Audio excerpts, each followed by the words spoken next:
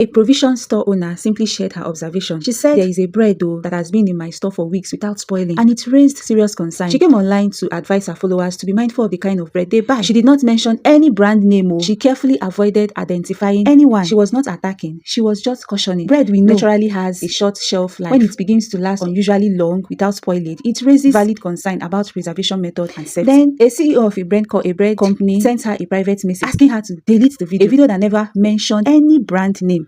She claimed that she has suffered losses because of that video. But how, madam? Was your brand mentioned? No. Her next claim was that the woman liked a comment that mentioned her brand. But if you go through the comments, you will see she liked almost all of them. That is simply a way of appreciating engagement. Many content creators do the same. Instead of calmly addressing the concern, the response was legal threats, demands, and a claim of 50 million naira. For what exactly? If no name was mentioned, why the reaction? If there is no issue, why the panic? If it is not guilty conscience, then why attack someone who never mentioned your brand? Sometimes the way people respond to criticism reveals more than the criticism itself. That reaction alone has done more damage than the original observation. This brings us to a bigger issue. Some producers and company owners in this country, especially those who manufacture consumable products, have a very troubling mindset when it comes to feedback. They welcome positive reviews with open arms. They celebrate them and they amplify them. But the moment a negative review appears, it suddenly becomes a problem. Instead of seeing it as a constructive criticism, they interpret it as a personal attack. What many of them fail to understand is this: negative reviews are not enemies of a brand. They are instruments of growth. They are honest reflection that reveal the areas that require attention. When a customer takes a time to share their experience, whether good or bad, it's an opportunity to learn, to improve, and to build credibility. But what do we see instead in this country? Intimidation, threats, abuse of power, delete that post, bring down that video, and in most disturbing situations, law enforcement is used against the very people it is meant to protect. A customer who simply shared their experience suddenly becomes a target for harassment, bullying. So one must ask, what exactly is the problem? Yes, I know building a brand is not easy. It demands sacrifice, consistency, and resilience. But that is even more reason to be open-minded, especially when your business involves what people consume, what we eat. At that level, it goes beyond profit. It becomes a matter of public health and human safety. No product, no matter how refined, satisfied everyone. One person's satisfaction can easily be another person's discomfort. That is the reality of human differences. Complaints are not unusual. They are inevitable. What really matters is your response. If your product consistently attracts more negative feedback than positive, that is not an attack now. It is a signal, a clear indication that something needs urgent attention. Because